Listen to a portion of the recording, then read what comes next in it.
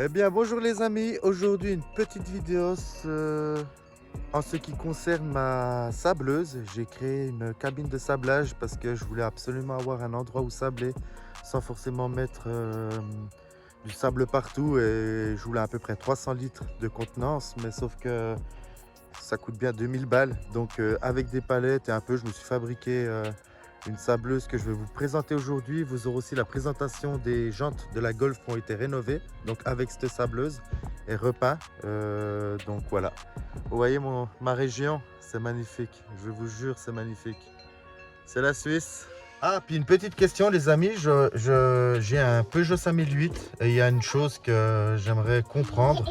Peut-être que vous arrivez à me dire pourquoi. Bricolou si jamais. Alicia. Oui, non, tu vas pas manger un chewing-gum à cette heure-là. Alors voilà, quand j'allume la voiture, ici, j'ai un mode... Loris, ici j'ai un mode sport. J'ai le mode normal, donc là, on est OK. J'ai le mode éco, OK. Mais pourquoi sable, boue et neige, tout en sachant que c'est une voiture qui est traction, pardon, et pas du tout en 4 roues motrices. Donc, faudrait que je trouve un endroit avec du sable et de la boue pour tester comment il réagit. Je pense peut-être ça calcule la traction. Je sais pas comment ça peut réagir. Pour moi, une voiture comme ça, il devrait juste y avoir un mode neige. Parce que le mode boue et sable, sachant qu'on n'est pas 4x4, j'ai de la peine à y croire. Mais alors, il faut que je trouve un endroit où on peut le tester un peu dans les bois et bon, en allant doucement parce que je suis très maniaque avec mes voitures, mais il faut qu'on trouve un endroit, faire une petite vidéo, savoir comment il réagit en tout terrain. Donc voilà, à tout de suite les amis. Voilà, on vient d'arriver à l'atelier. On est allé un petit coup ce matin où je vous ai montré parce que je trouve que c'est un endroit vraiment magnifique. Et je vais vous présenter la sableuse. Donc voilà les amis, voilà cette sableuse. Alors moi ce que j'ai fait, j'ai acheté ce bac. C'est une sableuse en fait, et il y avait des roues qui étaient fixées dessus. Donc moi j'ai tout coupé, tout enlevé. Elle m'a coûté 160 francs, donc 160 € à peu près pour maintenant. Alors j'ai tout coupé, j'ai récupéré. J'ai fait passer le tuyau ici, qui rentre dans la cabine ici, qui passe sur les fonds. Et voilà, voilà le pistolet. Donc en fait j'ai récupéré une vieille palette avec... ça c'est des palettes qui sont déjà toutes faites, mais je ne sais pas comment ça s'appelle. Je suis venu percer donc avec le dessus là. J'ai mis un petit truc pour tenir que quand je lève, il descend tout seul. Bon là, il descend pas parce que je crois qu'elle a un peu froid. Ici, je suis venu faire 2 trous pour passer mes mains avec 2 gants pour faire le ménage ou des gants que j'ai achetés chez mon fournisseur. Donc pour fabriquer ça, j'ai pris ça c'est des pots de peinture en plastique. Vous savez, comme j'ai fait sur les étagères. Je les ai passés ici, j'ai acheté 2 vitres. Sauf la chose, ces vitres en sablant, j'avais jamais trop sablé, mais elles sont venues en fait se sabler. Même si je sablais la jante qui était à l'intérieur, elles sont venues se sabler. Donc j'ai racheté 2 vitres que je changerai plus tard, mais je pense quand j'aurai la Golf. Ici, je suis venu poser une lumière, histoire de bien voir clair quand on sable. Et vous voyez là, il faut vraiment que je change ces vitres, c'est dommage. Bon, j'aurais pu le faire aujourd'hui, mais j'ai vraiment pas trop le temps. Donc voilà la sableuse. J'utilise du quartz que j'achète chez mon fournisseur de plâtre. Ils vendent un peu de tout. Et bon, ça va très bien, mais je savais pas qu'il existait plusieurs sortes de... Parce qu'il y a des billes de métal, il y a une shit de trucs, et moi je ne savais pas, donc j'avais pris ça et ça a bien été. Alors maintenant, je vais vous présenter les jantes de la Golf que j'ai refaites. J'en suis très content. Faut savoir qu'une jante pour sabler, c'est très long. J'ai mis à peu près entre 2h30 et 3 heures de temps par jante, sans les avoir peints, juste sablé. Mais pour la Golf, j'ai vraiment envie de la rendre qu'elle soit neuve.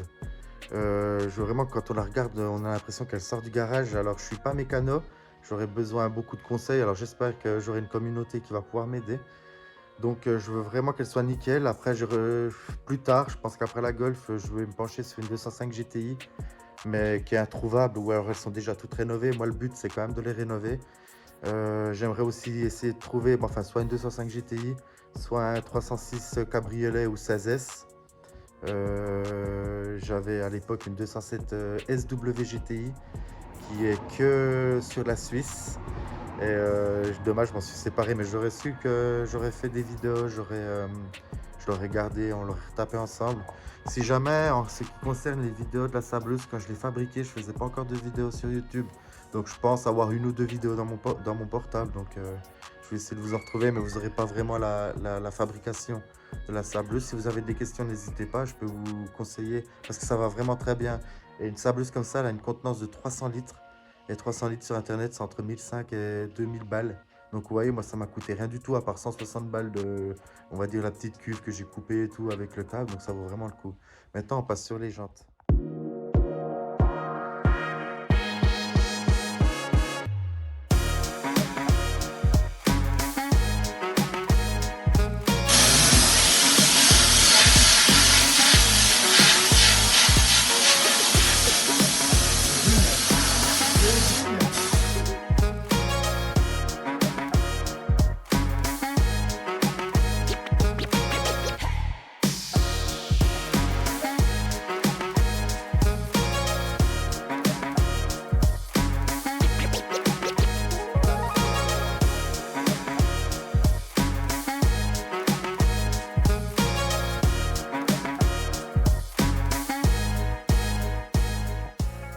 Alors, voici les jantes sablées. Je vais vous mettre des photos, mais il faut vous imaginer qu'elles étaient monstres rouillées. Donc, elles ont 37 ans ou 36 ans, je ne sais plus. Donc, vous voyez, je les ai vraiment refait à neuf. Je les voulais vraiment neuves de chez neuves. Alors, j'ai un ou deux endroits, comme par exemple ici. Je ne sais pas comment j'aurais pu enlever ce genre de petits trucs. Mais je pense que c'est déjà pas mal. J'ai refait aussi l'intérieur, même si ça m'a pris beaucoup de temps. Alors, voilà. Donc là, on va commander les pneus. Les poser dessus et franchement je suis vraiment content du résultat. Donc tout sablé, repeint, j'ai mis une couche de primaire. Après je suis venu, j'ai laissé sécher 24 heures. Je suis revenu avec une peinture argent avec plusieurs couches, histoire qu'il y ait quand même assez d'épaisseur. Et après je suis revenu avec un vernis tout en bombe que j'avais acheté.